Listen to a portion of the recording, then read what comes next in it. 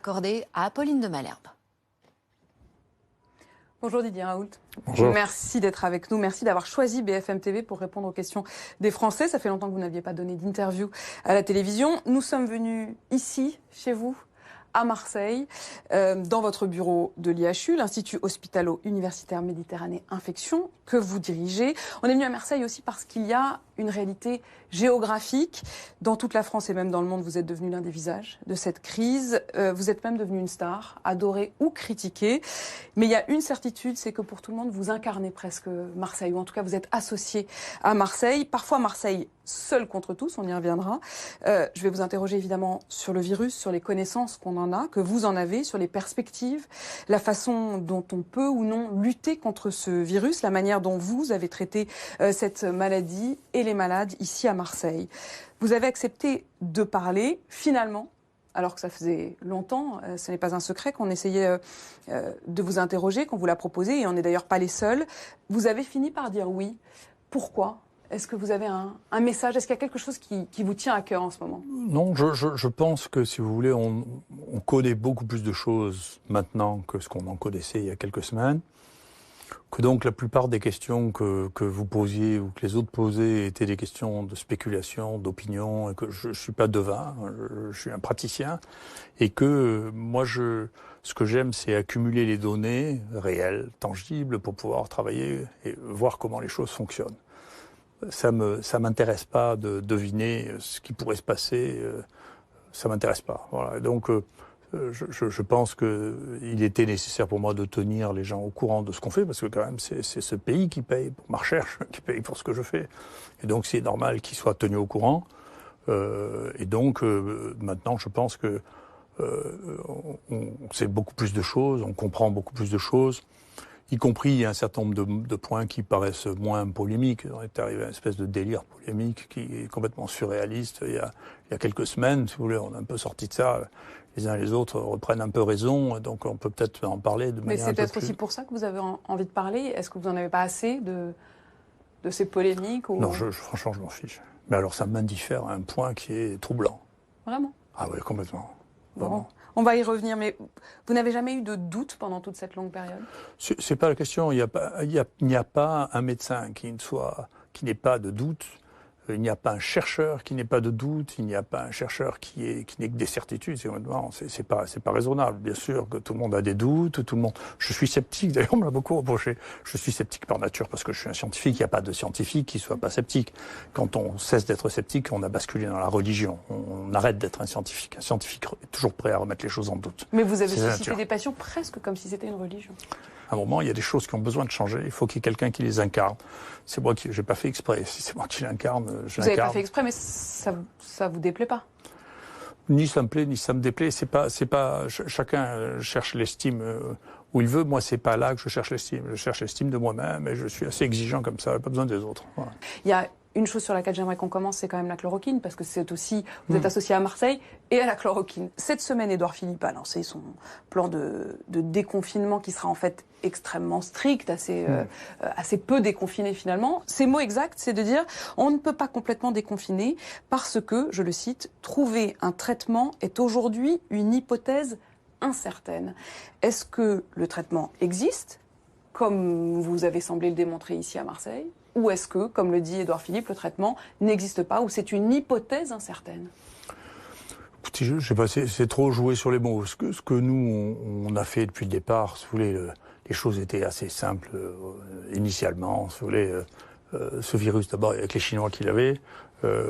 Donc les premiers tests qu'on avait sur ce virus, avec les Chinois qui les avaient. Les Chinois ont publié assez tôt, d'ailleurs, dans un très bon journal, en février, ont publié, écoutez, voilà, il y a 2 médicaments qu'on a testés qui marchent in vitro, c'est-à-dire dans les cultures cellulaires, la chloroquine d'un côté, et d'autre part le Remdesivir, qui est un médicament qui est un médicament de Gilead, qui n'est pas manufacturé, qui n'est pas un médicament disponible. Et donc leur conclusion était de dire, écoutez, on va commencer à traiter les gens à chloroquine parce que c'est disponible, c'est pas cher, et que finalement on peut traiter les gens avec ça. Et donc peut-être un mois après, les autorités chinoises, c'est-à-dire tout le groupe, y compris les représentants du gouvernement, y compris le médecin qui avait mené la lutte contre le SARS, fait une déclaration en disant écoutez, on a nos essais sur une centaine de malades, La chloroquine donne des résultats cliniques, radiologiques satisfaisants et dans le deuxième temps, on dit réduit la durée du portage viral et donc on recommande la chloroquine. Et donc c'était très simple, tout ça était, de mon point de vue, assez simple. Donc d'ailleurs, c'est le moment où moi j'ai dit, écoutez, à mes étudiants d'ailleurs, que mon collaborateur filmait, écoutez, on arrive à la fin de partie, on a un médicament qui marche. Et d'ailleurs, ce qui est vrai, d'ailleurs, si vous regardez, c'est la question. Regardez, vous voyez, au moment où je dis ça, c'est là. Ouais, regarde en Chine, c'est fini, c'est la fin de partie. D'accord. Ça, c'est la Chine, hein. Oui, ça sifflait la fin de partie. C'est vraiment ce qui s'est passé. Donc c'est assez intéressant. Et donc là-dedans, ça déclenche des réactions qui sont absolument inouïes. Le Monde dit que c'est une fake news. Même le ministère de la Santé, en 48 heures, il a marqué fake news. Attendez, la chloroquine marche. On lui dit, c'est chinois, ça marche in vitro. Enfin, c'est simple. Simplement, l'idée, si vous voulez, qui est une idée générale, hein, qui n'est pas spécifique à ça, c'est que nous avons vécu un siècle et demi d'avancées technologiques, d'augmentation de l'espérance de vie, de nouveaux médicaments en permanence, et que cette idée-là est une idée qui n'est plus tellement vraie. C'est-à-dire que des médicaments qui révolutionneraient maintenant l'espérance de vie, il n'y en a pas beaucoup. C'est pas sûr qu'il y en a, il restera des niches, hein, les cancers jeunes, graves. Pour le reste, vous voyez, les pays pauvres actuellement sont en train de nous rattraper en termes d'espérance de vie. Ça veut dire que vous estimez qu'en fait, ils continuent à chercher des trucs nouveaux, alors que vous dites, au fond, on a déjà ce qu'il faut? Ça veut dire que par rapport à ce qu'on avait il y a 20 ans, on a un capital en médicaments qui sont extraordinaires. Et en plus, si vous voulez, c'est pour ça que tout ça manque beaucoup de science en réalité. Les gens qui se prétendent scientifiques ne sont pas des scientifiques du tout. Il suffit de regarder leur épreuve de tri, telle bien pour comprendre. Moi, je suis un vrai scientifique. Et puis, en plus, je suis un épistémologiste, c'est-à-dire que j'étudie l'histoire des sciences. Et je fais des cours d'épistémologie depuis 25 ans. Donc, ça veut dire que les modèles changent au fur et à mesure et toutes les données initiales que l'on a sont des idées que j'appelle tunnellaires, c'est-à-dire que vous ne testez qu'une seule hypothèse. Et parce que vous n'avez testé qu'une seule hypothèse, vous ne pensez pas qu'il y ait d'autres hypothèses valides. Je vous donne un exemple. Par exemple, les antibiotiques sont, pour l'essentiel, des molécules qui sont faites par les microbes pour se battre entre eux. Et donc, on a testé ces molécules contre les bactéries, de temps en temps contre les champignons. Alors, c'est des champignons ou des bactéries qui sécrètent ça. Mais pendant des années, on ne les a jamais testés contre les virus. Donc, on ne savait pas que ça marchait contre les virus. Maintenant, on se rend compte qu'il y a un tas d'antibiotiques qui marchent contre les virus. En fait, on manque de créativité, quoi. Oui, et puis on a cette vision qui est une vision tunnellaire, et puis surtout ce modèle que nous avons développé, le modèle technologique, est aussi un modèle économique. C'est-à-dire, qu'est-ce qu'on fait des médicaments qui ont été découverts depuis plus de 20 ans et qui rapportent plus d'argent? Les génériques, qu'est-ce qu'on en fait? Personne ne va payer pour faire ces études, ça ne va pas rapporter d'argent. Celui qui va développer l'étude ne va pas gagner d'argent avec parce que tout le monde pourra en produire en Inde ou en Chine et que ça ne coûtera rien du tout. Et que donc tout notre modèle scientifique et économique est basé sur un modèle qui est le développement de nouvelles molécules qui, dans un certain nombre de cas, est complètement obsolète. Ça veut dire que c'est une histoire financière quand même. Financière et culturelle. Financière aussi et culturelle. Financière et culturelle. L'idée qu'on va répondre à chaque fois avec une molécule extrêmement chère et qui va permettre de créer des congrès, d'inviter des dizaines de milliers de personnes, c'est un modèle qui est en partie un modèle en train de mourir. Grâce à votre traitement, vous avez 3 fois moins de morts, c'est ça ce que vous dites? Votre Dans traitement a permis qu'il y ait 3 fois moins de morts. Et puis, des gens qui, sans votre traitement, seraient morts. Oui, et puis encore une fois, vous savez, je crois qu'il ne faut pas confondre. Oui. Et il y a une chose, je vous assure, il ne faut pas confondre ce qu'on dit à la télévision, nous maintenant, ce qu'on dit dans les journaux, ce que disent les gouvernements et ce que font les médecins. Les seuls traitements qui sont utilisés aux États-Unis, c'est l'hydroxychloroquine et l'azithromycine. C'est les seuls médicaments qu'utilisent les médecins. Il y a un institut de sondage qui sonde tous les médecins du monde. Dans 57% des cas, ils utilisent l'azithromycine et la chloroquine, que vous le recommandiez ou pas. Mais alors, en France, mais attendez, en France, on prescrit pareil. Moi, j'ai les données de la CNAM, c'est-à-dire des médicaments qui sont vendus. On a vendu, à partir du moment où c'est fait, ça a été vendu un nombre de traitements absolument considérable en ville, et encore plus à Paris qu'à Marseille. Donc... Ce que vous nous dites, c'est qu'en fait, les dirigeants, et notamment l'autorité du médicament, ont dit attention, ils ont pris leur distance avec ce traitement, mais que dans les faits, les médecins vous suivent. Les médecins, ils ont toujours soigné les malades. Vous ne pouvez pas dire aux médecins de ne pas soigner les malades. Enfin, c'est contraire au principe même de la médecine. Les médecines du temps d'Hippocrate ou du temps de Galien, et déjà, ils donnaient quelque chose aux gens qui étaient malades. Quand vous êtes malade, vous allez voir un médecin, vous n'allez pas repartir en disant on peut rien faire pour vous, attendez chez vous de voir si vous êtes insuffisant respiratoire. Enfin, c'est pas un acte médical. Le médecin, il doit soigner les malades. C'est son truc. Donc tous les médecins, quand on leur dit écoutez, il y a quelque chose qui donne des résultats et qui ne présente pas de risque, puisque c'est des médicaments les plus banals du monde. Vous êtes sûr de ça ? Non mais écoutez, vous rigolez. La chloroquine, l'hydroxychloroquine, c'est les médicaments les plus prescrits au monde après l'aspirine. Il s'est vendu en 2019 36 millions de comprimés de plaquenil sans que personne n'y trouve rien à dire. Et là, on fait une communication tous les jours en disant que c'est un poison mortel. Mais c'est qui on ? Je sais pas, il faut demander au directeur de la NSM comment il en est arrivé là. Pourquoi il n'a pas dit c'est une fake news ? Il aurait dû dire c'est une fake news, c'est pas possible. C'est qu'il connaît pas un médecin praticien. Parce qu'il n'y a pas un médecin praticien qui pense ça. Pourquoi les médecins ne passent ? Parce qu'il n'y en a pas un qui le croit. Tous les médecins ont déjà prescrit du plaquenil dans leur vie. Tous les médecins connaissent des gens qui ont des maladies inflammatoires, polyarthrite rhumatoïde ou un lupus, qui sont traités par ça. Il y a un papier... Qui ne suivent pas l'autorité. Mais on ne peut pas la suivre. Quand on vous dit qu'un truc est un poison mortel qui tue et que vous avez une série là qui est online, hein, dans laquelle les gens ont étudié 900 000 personnes traitées par hydroxychloroquine. Aux mêmes doses que celles que vous avez utilisées. Aux mêmes doses. Et bien sûr, c'est des doses que moi j'utilise depuis des années. C'est les doses qu'on utilise pour les lupus, pour les arthrites rhumatoïdes. Donc, et qu'ils ne voient aucun accident cardiaque sur 900 000 personnes. Non mais dites, c'est des études. Avant de refaire des études comme ça, il faudra en faire. Donc je sais plus ce que c'est la sécurité. Si ça, c'est pas sûr, alors on sait plus ce que c'est. Donc tout ça n'est pas raisonnable. Après, si... Ça vous met en colère, ça ? Non, ça m'intéresse. Je pense qu'on est dans un changement du monde très important. On a un changement de modèle, c'est ce que je vous explique. C'est-à-dire que la course en avant technologique en disant les vieux médicaments sont moins bons que les nouveaux médicaments, qui est dans la pensée de beaucoup. Il y a des gens qui sont très honnêtes, qui pensent ça très honnêtement, si vous voulez, que les nouveaux médicaments sont moins toxiques que les vieux médicaments, qui pensent ça. Mais c'est une opinion. Ils ont besoin d'une croissance... d'entreprise, d'une logique d'entreprise. Oui, on est dans une logique qui a été la logique de l'Europe et des États-Unis depuis le 19e siècle. C'est sa logique, c'est une course en avant technologique avec des brevets qui durent très peu de temps, qui veut dire que dès que on a découvert, il y a aussi une réflexion à avoir sur la durée des brevets. Si les brevets ne durent que 20 ans, il faut trouver une nouvelle molécule pour faire de l'argent. Est-ce que ça met en danger la vie des gens ? Est-ce que... ce que vous démontrez à l'instant sur l'aspect presque économique d'une espèce de course en avant vers des nouveaux brevets, peut-être la question même du principe de précaution, est-ce que ça met en danger la vie ? Ou est-ce que ça empêche de soigner ? Je ne sais pas. Le principe de précaution dans cette analyse a une certaine logique, si vous voulez. J'aurais peut-être pas dit ça il y a 10 ans. Si vous voulez. Maintenant, je pense ça.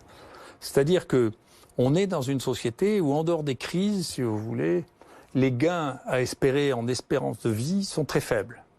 Donc, avant de changer quelque chose, il faut bien réfléchir parce que les bénéfices à espérer sont très faibles. Et donc, toute la question du risque, c'est une question du bénéfice. D'accord ? Donc, si vous êtes dans une situation, ce qui est le cas, on est dans une situation de plateau en termes d'espérance de vie, c'est plutôt les pauvres qui nous rattrapent, si vous voulez, et bien sûr l'Extrême-Orient qui commence à avoir une espérance de vie un peu plus longue que la nôtre.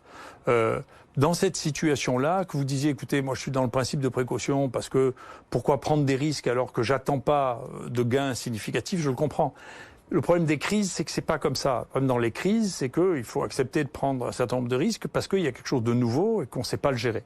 Et que donc, il y a une certaine incertitude au moment où on fait les choses qui est naturelle. Est-ce que ça veut dire que les pays que vous décrivez d'Europe occidentale se sont embourgeoisés en quelque sorte ? Surtout, ils sont morts plus que les autres, hein. Beaucoup plus que les autres. Ah, vous regardez la mortalité par Covid dans les pays, c'est l'Europe de l'Ouest qui a le record du monde. Et il n'y a pas une question peut-être de géographie ou de température ?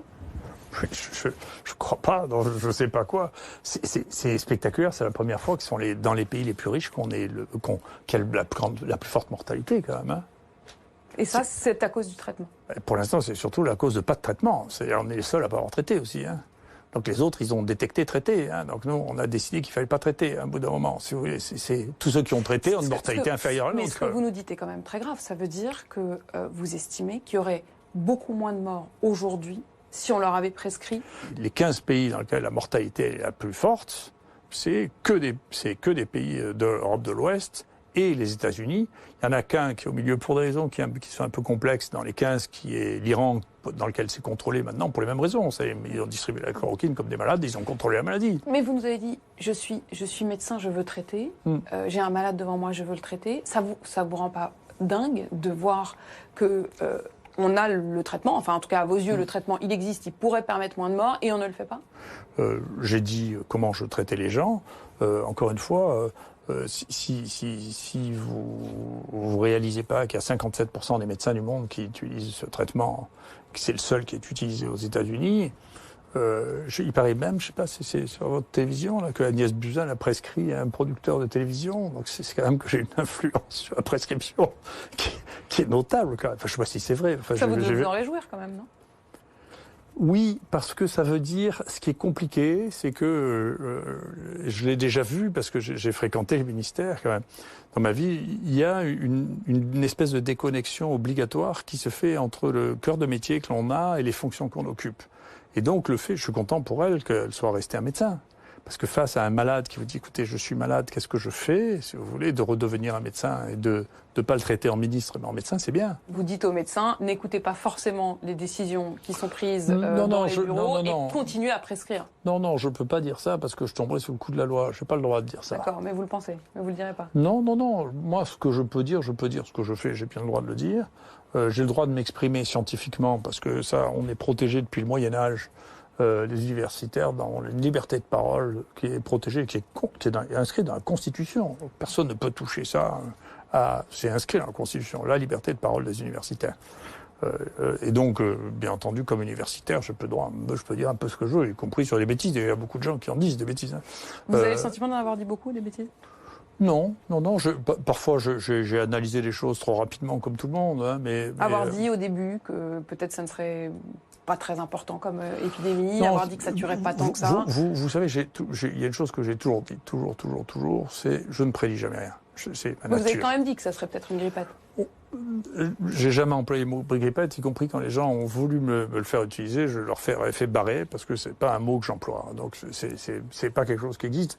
Et une maladie nouvelle ne peut pas être une forme atténuée d'une maladie connue. Ça n'a Mais pas de vous n'avez sens. pas le sentiment de d'avoir pensé que ce serait moins important que ça ne l'est devenu? Vous savez, je vous suggère de vous méfier, et c'est seulement quand on aura les comptes qu'on saura. Et les comptes, on les verra bien. Donc je les connais pas, les comptes. Votre intuition, à ce stade? Je ne fais pas part de mes intuitions. Mes intuitions sont pour moi, c'est ce qui me Une dirige. hypothèse alors? Non, on verra bien, on verra bien. Mais quand on vous écoute, on a le sentiment que vous êtes assez serein.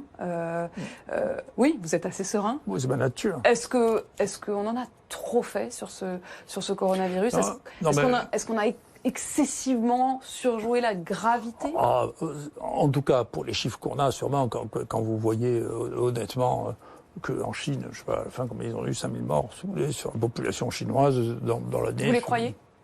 Ah oui, mais enfin, je vous ai pas honte de vous poser ça comme question. Non, mais c'est une question qui s'est posée, y compris au sommet de l'État. On a entendu Emmanuel Macron qui s'est demandé, qui a dit qu'on ne savait pas forcément tout. Non, mais on ne sait pas tout. Moi, je ne crois pas qu'ils mentent plus que les Français. Hein. Je pense Parce que les Français, ils mentent? Tout le monde ment, mais plus ou moins. Tout le monde ment. Enfin, donc moi, je ne sais pas si les politiques chinois mentent plus que les autres. J'en sais rien du tout. Je n'ai pas de raison de le croire. Si vous voulez, moi, j'ai été impressionné quand je suis allé en 2005 en Chine. Moi, j'ai été impressionné par l'organisation et la stratégie chinoise. L'IHU, ça m'a relancé pour la construction de l'IHU que j'avais proposé au ministre en 2003. Ça m'a relancé parce que j'ai eu le sentiment d'être sous-développé à côté de la Chine. Et l'IHU, ça représente à peu près 10% de l'hôpital de Shanghai, et moins bien équipé que c'était en 2005. D'accord? Donc on a beaucoup de retard sur ce qui est en train de passer en Extrême-Orient. Et qu'est-ce que vous avez pensé de ces théories qui ont été développées il y a quelques semaines, que le virus il aurait pu être créé dans un laboratoire chinois ou qu'il se serait échappé d'un laboratoire chinois? C'est plausible? Écoutez, moi, à mon stage, je ne crois pas. Enfin, après, encore une fois, je vous dis, je suis un renégat. Si on me prouve que c'est vrai, mon Dieu, je changerai d'avis, ce ne sera pas la première fois. Mais franchement, ça me paraît très, très invraisemblable. Pourquoi vous êtes un renégat? Parce que, si vous voulez, on ne peut pas faire de science sans se rendre compte que les choses et les hypothèses, y compris des choses qu'on a enseignées, sont fausses. On se rend compte que c'est pas vrai 10 ans plus tôt, qu'on disait des bêtises, qu'il y avait toute une partie du monde qu'on connaissait pas, sur lequel on avait fait des déductions, et qui n'étaient pas vraies. Voilà, c'est la nature. Et donc moi, je enseignais des choses dont maintenant je sais pertinemment qu'elles sont fausses. Moi, je commence mes cours en maladie infectieuse en disant, écoutez, ce que je vous dis est pas vrai. Je sais déjà que c'est pas vrai, et de toute manière, le temps dira que c'est pas vrai, mais il faut bien que je simplifie les choses pour pouvoir commencer. Après, une fois que vous aurez appris les choses simples, vous apprendrez que c'est pas vrai. Mais il faut commencer par des choses simples. Sauf que, professeur Raoult, il y a beaucoup de gens qui ont cru en vous, sur certains points, notamment sur le fait de pouvoir sauver des vies. Est-ce que vous n'avez pas le sentiment, parfois, de leur avoir un peu vendu du rêve? Non, pas du tout. Je vois pas pourquoi. Écoutez, nous, on a des mortalités les plus basses du monde. Je veux que je vous dise. Quand même, ne doit pas tuer les gens. Vous connaissez des endroits où on a une mortalité de 0,3 ou 0,5%, mais ça n'existe pas, il n'y a que nous. Et la pandémie, pour vous, elle est finie? Ou en tout cas, le pire est derrière nous? Je sais pas. La plupart, nous, on surveille ça de très près. On est les seuls à surveiller ça depuis le début. Hein. C'est le nombre de cas, simplement. Hein. Donc, ça, c'est la courbe des cas, ça, c'est la courbe des tests. De tous ceux que vous avez testés de tous ceux qu'on a hein. testés. On a fait 100 000 tests ici, quand même. Hein. Donc, on a des vraies données, si vous voulez. Et donc, ça a culminé où on était à 4000 tests par jour, vous voyez. Ça a culminé aussi là où on avait presque 400 personnes par jour. Donc ça continue à diminuer, c'est une pente, c'est pareil, la proportion diminue. Et c'est vrai que la courbe en cloche, comme ça, c'est une courbe habituelle. C'est comme ça que se passent beaucoup d'épidémies. Elles montent, pour des raisons qu'on comprend mal, elles deviennent de plus en plus contagieuses, de plus en plus sévères. Et puis, elle diminue, ça n'a rien à voir avec le pourcentage d'immunité de la population. On ne sait pas pourquoi ça se passe. C'est une chose qui est inconnue. Enfin, on ne le sait pas. Donc on est en bas de la cloche pour vous? Là, on est en bas. On voit bien qu'on est en bas de la cloche. Nous, on vous voit là. Et puis, encore une fois, il y a un site là que j'avais mentionné qui montre ça pays par pays. Vous voyez, c'est ce qui s'est passé. Et dans combien de temps ce sera derrière nous? Je ne fais pas de pareil comme ça. Vous avez demandé de faire des prédictions. Je vais vous dire 10 fois que je ne fais pas de prédictions. Donc ça va finir par devenir lassant. Mais en tout cas, les épidémies ont communément une forme de cloche, de répartition en cloche comme ça, où il y a une accélération, un pic, et puis une diminution. C'est banal comme forme. Voilà, c'est une forme banale. Il arrive que cette forme ne soit pas respectée, mais c'est banal. Est-ce que pour vous qui étudiez les pandémies, vous avez le sentiment que ce coronavirus, il est assez banal?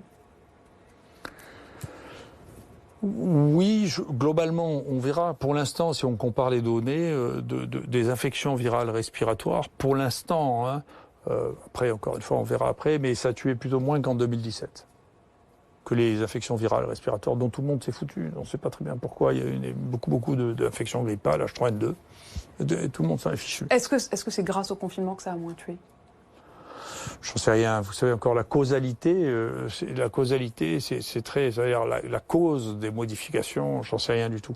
Les interventions humaines peuvent changer la hauteur du pic, si vous voulez. Mais la dynamique de l'épidémie, c'est une dynamique de l'épidémie qui est juste la dynamique des épidémies. C'est comme ça. Ça veut dire que du point de vue sanitaire, scientifique, pour vous, confinement ou pas confinement, ça n'aurait pas changé tant que ça? Je me reposais la même question, mais je vous fais la même réponse. On ne peut pas évaluer les stratégies humaines de réponse. Je ne crois pas qu'elles changent la dimension de la courbe, mais elles peuvent changer le pic de la courbe. C'est-à-dire que le nombre total de cas ou le nombre de cas touchés peut être différent en fonction des mesures qu'on a prises, le nombre de gens qu'on a traités. Le fait de traiter les gens, si vous baissez la période pendant laquelle on porte le virus, vous diminuez le nombre de cas. Si vous évitez la contagiosité d'une manière ou d'une autre, je ne sais pas bien évaluer le confinement, donc je n'ai pas vraiment d'idée. Et puis, c'est très compliqué, c'est une décision politique, et les décisions politiques, elles ont des facteurs multiples que je ne sais pas juger. On n'a jamais vu une humanité quasi complète confinée d'un coup. Est-ce que c'est parce que ce virus était plus grave que ce qu'on n'a jamais connu, ou est-ce que parce que notre société ou notre époque est une époque peureuse? On a une population qui est vieille, qui est inquiète, qui n'a jamais vécu d'événements qui n'a jamais vécu de grandes guerres avec des événements très très très dangereux, et que donc on a ce qu'on appelle une aversion au risque, on supporte plus le risque. Donc on s'est affolé. Notre seuil de peur est beaucoup plus bas que ce qu'il était chez les gens qui avaient eu régulièrement des sujets de conflit on a une espérance de vie qui est très élevée, donc on a l'habitude de vivre vieux, et donc le moindre événement qui pourrait interrompre ce courant-là est vécu très différemment par notre époque que les époques antérieures. Emmanuel Macron, qui a parlé de guerre, il est venu ici, il est venu dans ce bureau, il est venu vous rencontrer. Qu'est-ce qu'il est venu chercher ? Oh, bah, écoutez, je crois qu'il d'abord il a raison de venir. C'était très bien. Pourquoi c'était très bien ? Parce que d'abord, ça permettait d'exposer les choses que les données que j'ai, donc la perception que je tire de ces données. Il y avait des données qu'on était les seuls à avoir, qu'on était content de communiquer, en particulier, je vous dis, sur le risque chez les enfants, sur l'allure de la courbe, l'évolution de la courbe, les stratégies thérapeutiques que l'on a. Et donc, moi, j'ai trouvé ça... en plus, je reconnais que quand il nous avait demandé de passer à l'Élysée, moi, comme d'habitude, je parlais pas comme les autres. Et donc, je pense que ce que je lui disais l'intéressait. Que donc, et pourtant, ça l'intéressait. Il vient ici, vous lui faites ses démonstrations, et derrière, c'est pas suivi de fait. C'est-à-dire, votre traitement n'a toujours pas été validé. Il y a toujours cette défiance. Encore une fois, je pense que la décision politique, je vous le dis, je trouve que la décision politique est au moins aussi compliquée que comprendre les épidémies. Je sais que c'est difficile à comprendre les épidémies. Donc dedans, il y a toutes sortes d'influences, il y a des gens... C'est un peu le danger des gens qui entourent ces politiques, c'est qu'ils sont sur un mode très... Et même quand on est président de la République, on n'arrive pas à prendre l'ascendant là-dessus ? Je sais pas. Encore une fois, le métier de politique, moi j'ai vu vraiment le champ politique en action, c'est un métier difficile. Donc c'est un métier complexe. Moi, j'aurais jamais voulu faire un truc pareil. Hein. Mais quand il était ici, vous avez eu le sentiment qu'il était convaincu ? Je crois qu'il était intéressé. Je crois qu'il comprend très bien. Enfin, c'est un homme intelligent. Ce sera une surprise pour personne. Il comprend très bien quand on lui dit quelque chose. Il comprend très bien. Après, comment il transforme ça en politique, c'est le métier des politiques. Ça, c'est pas le mien. Voyez. On sait pas tout. On s'est rendu compte que le pays n'était pas prêt à subir une crise. Oui, puis l'organisation, l'entraînement, le personnel a peur. Il est comme tout le monde, le personnel. Nous, ils ont des entraînements tous les mois, on les entraîne, donc les gens sont entraînés, comme à l'armée, si vous voulez. Donc les gens sont entraînés. Quand ils sont entraînés, ils n'ont pas ces réactions de peur. Sinon, les gens sont affolés, et vous avez les techniciens qui sont affolés, les infirmiers sont affolés, s'ils n'ont pas l'habitude. D'accord ? Là, on vient de faire, pour le personnel de soins, on vient les tester pour regarder s'ils avaient des anticorps et on leur a montré qu'ils n'avaient pas plus d'anticorps que toute la population environnante en dépit du fait qu'ils ont vu défiler 5000 personnes qui avaient le coronavirus. Donc on les a bien gérés. On a géré leurs risques. Ce que vous nous dites, c'est que dans ce bâtiment où vous êtes en contact en permanent avec des malades, parce que vous les testez, parce que vous les traitez, le personnel soignant, pourtant, n'a pas contracté la maladie davantage que le reste de la population. Oui, bien sûr. Bien sûr. Et non seulement sur les tests qu'on a fait au fur et à mesure, pour regarder par PCR s'il y a le virus, mais maintenant, il y a des techniques sérologiques qui fonctionnent, et on a testé pour regarder s'il y a des anticorps. Et donc, ce qu'on appelle la séroprévalence, c'est la présence d'anticorps chez les gens, elle est de 3%. Comment vous l'expliquez ? C'est que, d'abord, c'est pas d'une contagiosité extrême, d'une part, et que d'autre part, les mesures de sécurité qu'on a prises ici étaient efficaces, et qu'on sait, nous, traiter les maladies contagieuses, on sait le faire. Vous nous dites que le coronavirus n'est pas d'une contagiosité extrême, je reprends vos mots. Oui, tout à fait. Ouais. Mais de manière, vous voyez bien, si à la fin... Mais alors, pourquoi on en fait tout cela ? Non, mais j'en sais rien, il faut demander aux sociologues. On est une société qui, avant, elle était au bord de la crise de nerfs, maintenant elle est en pleine crise de nerfs. Moi, j'ai passé mon temps à dire la société est au bord de la crise de nerfs, maintenant elle est passée de l'autre côté du bord, elle est en pleine crise de nerfs. Il y a eu ce doute sur la pérennité et la résistance des anticorps. Non, mais enfin, il y a des gens qui ont des opinions sur tout et des doutes sur tout. Mais enfin, c'est une maladie infectieuse aiguë. Quand vous êtes guéri, vous êtes humain. Et quand vous êtes humain, vous avez des anticorps. Voilà, ça veut dire que quand on a eu le coronavirus, on ne l'a plus ? Oui, jusqu'à preuve du contraire, oui. Pour vous, c'est bon, on est débarrassé si on l'a eu ? On est débarrassé. Il y aura peut-être ce qui est une autre question, sont les séquelles, en particulier la fibrose pulmonaire. Ça, c'est une autre paire de manches. Là, on va mettre un plan là-dessus pour regarder ça, de manière à ne pas passer à côté. On voit des lésions chez les gens qui n'avaient pas de symptômes, et donc on ne sait pas comment ça va évoluer. On n'en sait rien. Voilà. Et là-dessus, vous avez une crainte ? Et là-dessus, j'ai une attention, au moins. C'est pas mon mode d'être craintif, mais je suis attentif. C'est-à-dire, il y a quelque chose, il faut voir ce qui se passe. Voilà. Ça, c'est important. Voilà. Est-ce qu'il peut y avoir un vaccin? Est-ce qu'il va y avoir un vaccin? Et quand? Vous voyez, là encore, vous me demandez de faire de la prédiction. J'en sais rien. Si vous voulez, je ne sais même pas si cette maladie existera encore l'année prochaine. J'en sais rien du tout. Après, si vous voulez, les vaccins, c'est encore plus compliqué que les épidémies. Parce que les vaccins, pour faire des vaccins, on peut toujours faire des vaccins. Il faut faire attention. Là, il y a quelques essais qui montrent qu'il y a un papier qui dit, attendez, dans les vaccins, il y a des choses qui donnent des effets secondaires très importants. Il faut faire attention. On ne peut pas faire des vaccins comme ça à la sauvage. Si vous voulez, il ne faut pas faire ça, il faut les évaluer réellement, la sécurité, il faut vraiment l'évaluer correctement, pas faire de bêtises. Donc c'est un pari considérable de faire un vaccin, donc il faut déjà trouver un vaccin. Encore une fois, ça ne me paraît pas insurmontable parce que pour les maladies aiguës, en général, on arrive à faire des vaccins. Ensuite, une fois qu'on a fait le vaccin, il faut que la maladie soit encore là. Donc, si on a le vaccin, il n'y a plus de maladie, un truc. Puis il faut que les gens veuillent avoir du vaccin, parce que vous leur demandez maintenant qu'ils sont tous terrifiés s'ils veulent un vaccin, ils vont vous dire oui. Mais quand vous voyez qu'un vaccin contre la varicelle, qui fait quand même plusieurs centaines de milliers de cas par an en France, est pas recommandé, et pas utilisé, alors que depuis 20 ans, il est fait aux États-Unis, vous voyez aussi, c'est compliqué. C'est la politique, c'est social, c'est pourquoi on fait pas, on a le vaccin contre la varicelle, contre les rotavirus. Je sais pas si vos gosses sont vaccinés, vous devriez les vacciner si vous l'avez pas fait. En tout cas, je vous le recommande moi. J'ai compris, j'y songerai.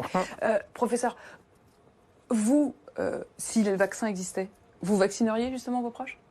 Le vaccin contre le coronavirus? Non, mais encore une fois, je peux pas. Je vois que vous essayez de me tirer le verre du nez, mais globalement, je sais. Chacun son métier. Si, oui, si le coronavirus disparaît maintenant, comme beaucoup de maladies saisonnières, hein, s'il disparaît maintenant, s'il revient l'année prochaine, on verra bien s'il revient l'année prochaine. Si vous voulez, déjà, la question se reposera seulement s'il revient l'année prochaine. Et donc, moi, je ne suis pas spéculatif, je ne sais même pas. Regardez, le SARS, ça s'est arrêté en juillet 2003, puis il n'y en a plus jamais eu. Donc, et pourtant, les gens ont préparé des vaccins. Là, elle pourrait disparaître dans quelques semaines, la maladie. C'est possible. C'est pas Certains impossible. parlent d'une seconde vague. Non, mais je ne sais pas d'où ça sortit, c'est encore une espèce de fantaisie, ça. C'est une fantaisie, l'idée d'une seconde vague. Non, mais on peut tout imaginer, on peut avoir de l'imagination surtout, mais c'est de la science-fiction. Donc on peut penser ça, on peut penser le contraire. Moi, je ne veux pas avoir des opinions sur des choses. Vous n'avez pas d'opinion sur l'idée d'une seconde vague? J'ai l'opinion que, si vous voulez, des infections respiratoires dans lesquelles il y a des secondes vagues, il n'y en a pas. Donc je ne vois pas pourquoi il y en aurait pour celle-là, quoi. Non, les gens font un peu un fantasme sur la grippe espagnole. Donc ils se fixent. Mais la grippe espagnole, c'est le grand guignol qui sert à faire peur aux gens, si vous voulez. Donc ils sont morts d'infections bactériennes, les malheureux, parce qu'il n'y avait pas d'antibiotiques, surtout. Hein, c'est ça dont ils sont morts pendant la grippe espagnole. C'est pas le cas. De 500 000 morts? Ouais. 500 000 morts, c'est beaucoup, hein. Non, il disait la prochaine grippe espagnole. Non, ça peut pas arriver parce que l'histoire se répète pas. Et pour une bonne raison, c'est 97% des gens qui sont morts de grippe espagnole sont morts de surinfection bactérienne. Et donc, ils sont morts de staphylocoque, de hémophilus, de pneumocoque, et on a les antibiotiques pour ça. Donc, c'est pas une question. Un mot sur les enfants et le déconfinement. On a vu que certains pays décident de garder les écoles fermées jusqu'en septembre, que nous, on a décidé de les rouvrir progressivement à partir du 11 mai. Est-ce que renvoyer les enfants à l'école, pour vous, c'est quelque chose de raisonnable? Si vraiment il se passe quelque chose, on peut toujours le changer. De toute manière, encore une fois, les enfants ne sont pas ni les plus sensibles, ni les plus malades, et que donc, là, au moins, on peut rassurer les gens là-dessus. C'est pas les petits qui vont être les plus malades et qui vont courir des risques plus importants. Donc, vous, en tout cas, vous n'auriez pas d'état d'âme. Je ne sais pas à quel âge ont vos enfants, mais s'il fallait les renvoyer à l'école. Les enfants, ils ne vont plus à l'école. Vous n'auriez plus d'état. Petits-enfants, alors, peut-être. Les petits-enfants, oui, donc je ne suis pas inquiet. Mais ça ne veut pas dire que ma fille ne le soit pas. Mais moi, je ne serais pas inquiet, voilà.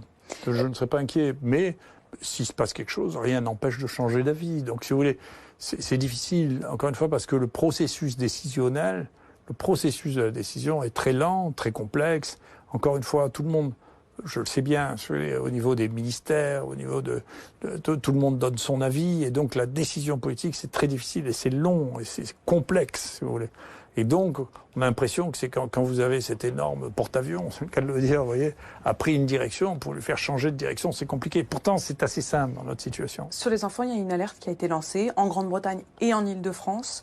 Un petit nombre d'enfants, une vingtaine en région parisienne, entre 2 et 10 ans, qui présentent des syndromes graves, des douleurs abdominales aiguës, des troubles gastro-intestinaux, une inflammation cardiaque qui ressemble à une myocardite.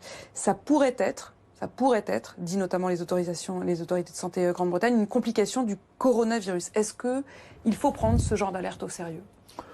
Si vous voulez, les alertes, c'est les alertes, hein, c'est votre truc, c'est pas le mien. Hein. Globalement, les myocardites, qui sont des inflammations du cœur, sont des complications qu'on observe dans les maladies virales en général. Elles sont plus fréquentes dans ce qu'ont rapporté les Chinois que ce que nous avons vu nous. On a vu très très peu de myocardites. C'est une des causes de complications des infections virales respiratoires. Mais chez les petits-enfants ? Chez tout le monde. Dans les grippes, ça tue. Les myocardites tuent dans les grippes. Hein. N'oubliez pas, pour l'instant, la grippe a tué beaucoup plus d'enfants que ce que a tué le coronavirus. Hein. Donc la grippe tue. Mais c'est vrai qu'il y a des myocardites. Et d'ailleurs, c'est une des raisons pour lesquelles on est très attentif aux myocardites, parce que s'il y a une myocardite qui meurt, si par malheur on lui a donné de l'hydroxychloroquine avant, on va dire que c'est l'hydroxychloroquine. Donc on est très attentif à ce qu'on ne foute pas sur le dos de l'hydroxychloroquine le fait qu'il y avait des myocardites. Donc il y a des myocardites dans cette maladie, il faut les surveiller, il faut être attentif. Il y a des myocardites, et il y a des gens qui meurent de myocardite. Je voudrais quand même vous entendre sur cette étude américaine qui avait été dévoilée le 21 avril dernier, qui affirmait avoir traité différemment 3 groupes de malades et que celui traité à l'hydroxychloroquine aurait davantage eu de mortalité que d'autres. Le ministre de la Santé, Olivier Véran, s'est appuyé sur cette étude, l'a citée dans l'hémicycle, et vous dites que cette étude, c'est des fake news, que c'est de la chasse aux sorcières. Comment on s'y retrouve ? Qui croire ? Moi, si vous voulez, je discute pas avec les uns et les autres. La place publique, moi, je sais lire. Si vous voulez, j'ai fait une étude métagénomique. Il ne sait pas lire, le ministre de la Santé ? Pas ça, c'est pas son métier. Mais vous n'entendez pas les critiques pour le coup, l'étude américaine, elle a été faite par des médecins. Est-ce que vous entendez Non, mais ces reproches ? pour l'instant, c'est pas une étude publiée, c'est un préprint qui est moderne, ce que nous on utilise aussi, c'est-à-dire que vous balancez sur un site une étude qui n'a été évaluée par personne. Et ensuite, vous avez les commentaires sur cette étude. Donc, si vous étiez une scientifique, vous regarderez, on a fait un commentaire, nous, extrêmement sévère sur cette étude. Ça n'est pas du tout une étude qui a été faite, là aussi, c'est une évolution technique. C'est de la saisie de données. C'est pas des médecins qui ont prescrit ça. Ils ont pris dans les hôpitaux de vétérans des données et il leur manquait le moment où on le prescrivait. Si vous prescrivez ça 48 heures avant la mort prévisible de quelqu'un, bien entendu, c'est pas pareil.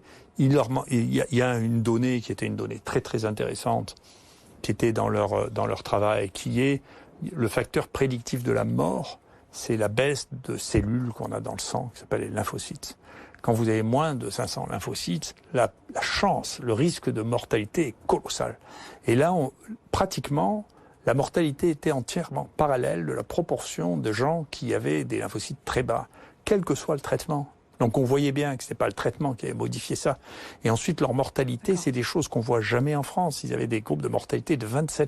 Donc on ne sait même pas ce que c'est, cette mortalité. Il y a 2 autres traitements qui ont été évoqués récemment, notamment le tocilizumab, un anticorps monoclonal dont l'AP-HP, l'Assistance publique des hôpitaux de Paris, affirme, je le cite, qu'il améliore significativement le pronostic des patients avec pneumonie Covid moyenne ou sévère. Qu'est-ce que vous en pensez de ce traitement ? La plupart des gens au monde, actuellement, quand ils veulent éviter que vous soyez contaminé, quand vous êtes exposé au Covid, disent c'est l'hydroxychloroquine ou la chloroquine. Il y a des millions, peut-être des centaines de millions de gens qui reçoivent ça. D'accord ? C'est la raison pour laquelle il apparaît, on verra bien, mais en tout cas, on a des données préliminaires en Italie sur le fait que les gens qui ont un lupus, les gens qui ont une polyarthrite rhumatoïde ont beaucoup moins de Covid. Parce qu'ils étaient déjà traités ? Parce qu'ils prennent du Plaquenil. Et donc, là, c'est ce que je lisais avant que vous arriviez, je n'ai pas fait exprès, il y avait un papier dans la nature dans lequel ils multiplient ça en Inde, ils multiplient ça en trucs de préventif. Donc ça, c'est la première période. C'est la première partie. Après, la même question se pose une fois que vous avez été exposé, pour éviter que le virus se multiplie. Alors, on parle de début de maladie. Donc, le premier s'appelle prophylaxie, le deuxième s'appelle la prévention. Donc, quand vous êtes là, vous êtes après exposition. Il y a une vraie question. Donc, c'est une question qui se pose actuellement. Est-ce qu'il faut donner ou est-ce qu'il ne faut pas donner ? Pareil, de l'hydroxychloroquine, la chloroquine, c'est des médicaments qui ne sont pas dangereux. C'est une vraie question à laquelle il faut qu'il y ait des études qui répondent. Vous savez que c'est ça. Vous y avez répondu dans les faits, vous l'avez prescrit. Non. Nous, on a testé que des gens positifs. Hein. Donc, ça, c'est avant, c'est par la période d'incubation, entre le moment où vous êtes exposé et le moment où vous êtes malade, que vous soyez symptomatique ou pas. Après, la question, c'est quand vous êtes porteur du virus, qu'on détecte le virus, à ce moment-là, au début, la seule question, c'est le virus. Donc, il faut donner quelque chose qui marche contre le virus. Et quelque chose qui marche contre le virus et qui ne soit pas dangereux, qui soient anodins. Je pense que c'est la raison pour laquelle tout le monde s'est excité contre l'hydroxychloroquine, parce que c'était les choses qu'on pouvait donner, c'est l'hydroxychloroquine et l'azithromycine, qui sont des traitements tellement banals que on peut donner ça, on connaît leur activité. Ça, c'est le début, c'est-à-dire vous faites une forme qui est pas très grave et qui est modérée. Alors, vous en êtes là. Et là, il y a du virus, on le mesure, il peut y avoir des quantités très très importantes. Et puis arrive, si vous n'êtes pas traité, il y a un certain nombre de gens qui vont guérir tout seuls, même si vous n'êtes pas traité. Et puis il y a des gens qui vont pas guérir tout seuls et qui vont faire des formes graves. En particulier, il y a une population qui est surreprésentée dans les formes graves, qui sont les hommes âgés et qui ont des pathologies par ailleurs, l'hypertension, le diabète, etc. Ceux-là ont plus de risques de faire des formes graves. Et quand ils arrivent à ce stade de forme grave, et en particulier ceux qui sont en réanimation, à la fin de la réanimation, ils n'ont pratiquement plus de virus. Et ce qu'ils ont, leur problème, c'est la réaction que nous avons, nous, contre le virus. La bataille contre le virus, c'est ce qui devient dangereux. Et à ce stade-là, les traitements sont des traitements qu'il faut mettre contre l'immunité. C'est là qu'intervient le tocilizumab. C'est là qu'il intervient, mais c'est là que l'hydroxychloroquine revient aussi, parce que bien sûr c'est un modulateur de l'immunité, puisque jusqu'à présent on l'utilisait pour les gens qui ont des maladies immunologiques et inflammatoires. C'est le traitement des maladies immunologiques et inflammatoires. Donc c'est pour ça que l'hydroxychloroquine a un rôle au début et à la fin. Voyez, et l'advoralimab, qui est également testé. Oui, c'est bien sûr. Vous dites pourquoi pas. Oui, et puis pour vous dire la vérité, les gens l'utilisent bien avant d'avoir eu le droit de l'utiliser comme le truc. Et dans les réanimations, ils les ont utilisés, ils ont des résultats en disant, écoutez, ça améliore les gens. Et donc, il y a les anti-IL1, les anti-IL6 qui ont été utilisés, là aussi hors AMM, parce que les médecins des réanimations sont des médecins aussi. Et si on leur dit, écoutez, vous n'avez pas encore l'autorisation de le faire, ils disent, à la fin, j'en ai marre, je veux pas qu'ils meurent. Vous avez parlé des polémiques, vous avez parlé des réactions inouïes. Pour reprendre votre mot, j'aimerais bien qu'on parle un peu de vous, Didier Raoult. Vous avez été décrit par certains comme un druide, comme un rocker, comme un gourou, comme un génie ou même comme un fou. Est-ce que vous vous reconnaissez dans l'une ou l'autre de ces expressions ? Non, pas du tout, puis je m'en fiche, honnêtement. Vous vous en fichez ? Vous avez joué un peu de ça, non ? Pas du tout. Non, mais vous croyez vraiment que je joue ? Enfin, vous n'êtes pas lucide. Hein. Votre look, on a beaucoup parlé de votre look de rocker. Ça n'a rien à voir ? C'est juste un hasard ? Non, mais écoutez, moi, d'abord, vous savez, je suis celui qui me voit le plus souvent avec ma femme. Donc, ce qui est bien, c'est que ma femme soit contente. D'ailleurs, c'est à cause d'elle que je porte la barbe, parce que je me rase pas l'été. Enfin, elle m'a dit, mais garde la barbe, ça te va très bien. Donc, les en cheveux ? plus, ça cache les rides, vous savez, la barbe. Je sais pas comme les femmes ont besoin de se faire tirer pour pas qu'on voit les rides du cou. Est-ce que les hommes, il suffit de leur porter la barbe. C'est votre lifting à vous, en fait, la barbe. C'est une espèce de lifting. Il y a beaucoup c'est quand même, la barbe, c'est très à la mode. Je suis vous êtes pas à la trop mode, finalement, en fait. Oui, je fais pas exprès, hein. Mais en tout cas, voilà, quant aux cheveux longs, écoutez, mon père portait déjà, il était général, ça n'empâtait pas au même âge que moi, il a les cheveux longs, c'est comme ça, j'en vais chercher midi à 14h, puis ce qu'on pense de moi, vous savez, je m'en fous, moi j'ai pas de problème avec... Ce qu'on pense de vous, mais votre père ? Quoi, mon père? Qu'est-ce qu'il penserait de vous? Oh, écoutez, on serait d'accord. On serait d'accord. Il a pris beaucoup de risques, bien plus que moi. Mes ancêtres ont pris des risques colossaux pendant la guerre, des risques inouïs. Donc, même les gens qui ont le sentiment que je prenne des risques, je trouve que c'est un peu ridicule par rapport aux risques qu'ont eu ma famille. Au contraire, j'avais un peu honte de ne pas avoir pris de risques comme ça. Je trouve que c'est pas mal. Vous vous êtes rattrapé, là? Oui, j'ai pas eu le sentiment. C'est plus les gens de l'extérieur qui ont l'impression que je mène une vie très risquée. Moi, je le sens pas comme ça. Voilà. Votre bague, on la voit pas là, vous êtes caché, mais... On a beaucoup parlé de votre bague tête de mort qu'on voit sur toutes les images de vous. Oui, mais écoutez, là aussi, vous savez, la tête de mort, c'est le symbole de la vanité de la vie, le fait qu'on n'est que des hommes et qu'on meurt à la fin. Voilà, c'est la lucidité, c'est le simple principe de la lucidité, la tête de mort. Mais vous accepteriez les honneurs, la Légion d'honneur, par exemple? Ah oui, bien sûr. Bien sûr, je l'ai. D'ailleurs, je suis la 4e génération d'officiers de la Légion d'honneur. Je suis très fier. Ça, c'est une fierté quand même. Oui, ben je m'inscris dans mon pays. Il est de temps en temps, il est étrange, mais j'adore mon pays. Je suis très content d'être ici. Je connais ces bizarreries, j'ai pas de problème avec mon pays. Si j'avais dû émigrer, j'aurais émigré depuis bien longtemps. Il y avait un autre honneur, le comité scientifique. Vous y avez été nommé, vous l'avez quitté, pourquoi? Écoutez, c'était pas mon écosystème, je peux pas vous dire plus, mais pas du tout, voilà. Donc j'étais pas à l'aise avec les gens qui étaient là. Oui, mais après c'est un peu facile de dire qu'on est seul contre tous, si on va pas avec les autres. Mais je suis pas du tout seul contre tous, mais vous rêvez, c'est un truc là, vous me prenez pour Robin des Bois, mais vous rêvez, enfin je suis pas seul contre tous. Encore une fois, vous voulez qu'il y ait plus de ça, il y a plus de la moitié des médecins qui sont si vous demandez à la population s'ils sont contre moi, vous rêvez, enfin je pense que vous êtes pas lucide. Donc je ne parle moi, pas de je la crois. population là, mais simplement ce que vous disiez par rapport aux autorités. Non, mais vis-à-vis des autorités, moi, j'ai pas de problème non plus. Enfin, je vous dis honnêtement, le président de la République, je ne me trouve pas seul contre nous. Le président de la République est venu ici voir ce qu'on faisait. Je pense qu'il a été convaincu au moins que l'Institut hospitalier universitaire était une grande réussite pour le pays et que c'était bien. Il m'a écrit un très gentil mot pour me dire qu'il avait été très heureux et qu'il souhaitait qu'on garde le contact et qu'on Vous n'avez pas discute des de regrets ça. peut-être d'avoir été pris pour un autre ou de vous être adressé directement aux Français, les avoir fait peut-être un peu trop rêver, penser que c'était pas grave tout ça? Non, mais je comprends pas ce que vous dites. Je comprends pas. Moi, j'ai passé mon temps à dire ce que moi, je suis pas comme vous. Moi, je rapporte les données que j'ai moi, que je transmets. Je pense la même chose. Je dis la même chose depuis le départ, c'est-à-dire que les maladies infectieuses, vous savez, il faut les diagnostiquer, les isoler quand ils sont contagieux, les traiter. Je pense ça, je le pensais. Alors ça, j'ai pas changé d'avis depuis bien longtemps. Je pense ça. Et quant au reste, si vous voulez, moi, je rentre pas dans l'espèce de folie terrifiante. Je pense qu'il faut pas le faire. Peut-être que la meilleure manière de pouvoir transformer cette façon de prendre des décisions serait de devenir soi-même ministre? Non, mais c'est pas possible. On peut pas jouer au ministre. C'est pas possible. La politique, pour moi, c'est un métier maintenant. C'est encore une fois, moi, j'ai vu les malheureux qui arrivent là, ils choisissent pas leur cabinet, ils choisissent pas leur directeur. Ils ont un environnement qui est déjà entièrement constitué, leur degré de liberté, puis la capacité de décision dans nos vieux pays prudents. Est très difficile. Si vous voulez faire une loi, il faut passer au Parlement, puis au Sénat, parfois repasser au Parlement, puis le Conseil d'État. Et sur la suite et sur les inquiétudes des Français, vous, les semaines, les mois qui viennent, vous êtes pessimiste ou optimiste? En principe, la plupart des épidémies ont une forme en cloche, qu'on a l'air d'être à la fin de la cloche, ça ressemble à ça, et que donc pour la contagiosité de cette maladie, on a l'impression que les choses sont en train de se calmer comme on pouvait penser, c'était une des hypothèses vraisemblables, qu'elle se calmerait au printemps, voilà, parce que ça arrive assez souvent quand même.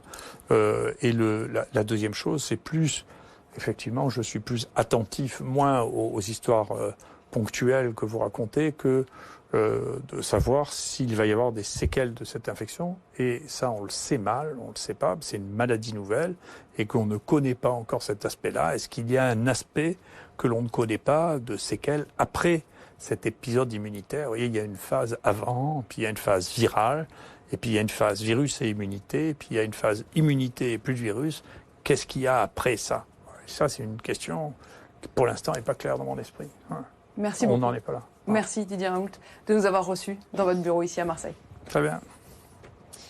Voilà un entretien exclusif donc que vous pouvez retrouver sur le site de BFM TV, bfmtv.com et en replay sur les box SFR, Bouygues, Orange et Free. Un mot aussi pour vous dire, Didier Raoult semble avoir le sens du timing puisqu'il sort en cette période un livre intitulé Épidémie, vrais dangers et fausses alertes. Il a d'ailleurs été interrogé sur ce point et lui affirme que c'est totalement le hasard du calendrier en affirmant « ce n'est pas moi, on me l'a demandé ». Dans un instant, vous retrouvez Karine de Ménonville, c'est la suite et nous on se retrouve lundi. Bon week-end. Comme tous les soirs à 20h aujourd'hui, la France applaudit. Premier mot, merci. On vous applaudit tous les soirs à 20h. Je remercie les infirmiers et les infirmières et je les encourage. Je voudrais qu'ils soient courageux. Merci, merci, merci, merci, merci du fond du cœur. Dans ces moments qui sont pas faciles pour vous. Merci pour ce dévouement. On pense à vous et tenez le coup. Tous les soirs à 20h, pour soutenir nos soignants, on applaudit. Lidl soutient 20h on applaudit sur BFM TV et s'associe à la solidarité nationale en applaudissant aussi tous les salariés de la chaîne alimentaire.